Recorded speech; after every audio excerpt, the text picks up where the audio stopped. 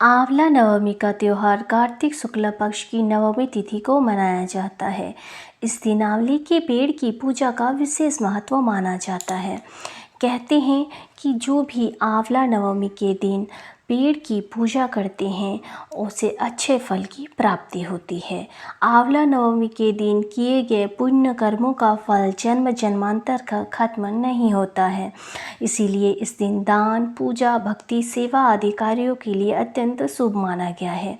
इस दिन आंवले के पेड़ के नीचे बैठकर भोजन पकाया जाता है और परिवार के सभी लोग इस भोजन को ग्रहण करते हैं। आंवला नवमी की एक बहुत ही पौराणिक कथा है।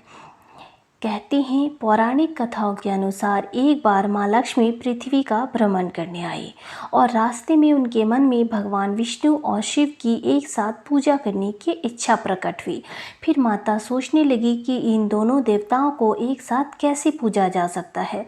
तब उन्होंने महसूस किया कि तुलसी और बेल की गुणवत्ता एक साथ आंवले के पेड़ में ही पाई जाती है।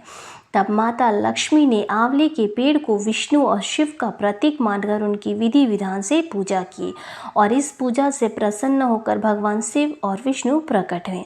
जिसके बाद लक्ष्मी माता ने आंवले के पेड़ के नीचे भोजन तैयार किया और उस भोजन को श्री विष्णु भगवान और महादेव को परोसा। इसके बाद इस भोजन को स्वयं प्रसाद रूप में ग्रहण किया। कहते हैं जिस दिन यह घटना हुई उस दिन कार्तिक शुक्ल की नवमी तिथि थी और इसी दिन से ही आंवले के पेड़ की पूजा शुरू हो गई। इसीलिए आंवला नवमी के दिन आंवले के वृक्ष की पूजन करनी चाहिए और संतान प्राप्ति है तो इस वृक्ष की पूजन करके अर्चना करके दान पुण्य करने का विधि विधान है।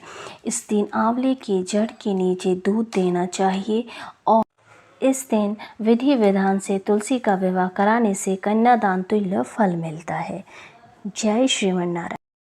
आंवला नवमी जिसे अक्षय नवमी भी कहते हैं, यह कार्तिक महीने की शुक्ल पक्ष की नवमी तिथि को मनाया जाता है।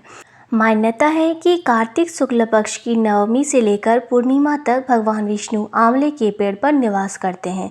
इस दिन भगवान विष्णु का पूजन का भी विधान है।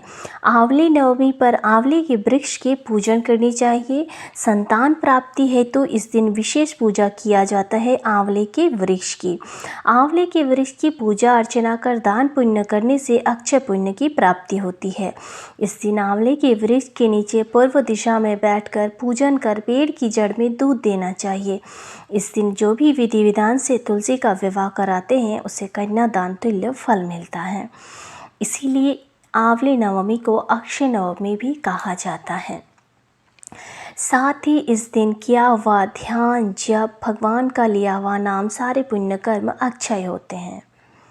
इस दिन कपूर या घी से दीपक जलाना चाहिए और आंवला के वृक्ष के समीप दीपदान करना चाहिए और इस मंत्र को बोलते हुए आंवला के वृक्ष की प्रदक्षिणा करनी चाहिए। यानी कानि च पापानि जन्मांतर कृतानि च तानि सर्वाणि नश्यन्तु प्रदक्षिणे पदे पदे। यानी जन्मों जन्मों के किए गए पाप इस वृक्ष की परिक्रमा करने से क्षण भर में नष्ट हो जाते हैं।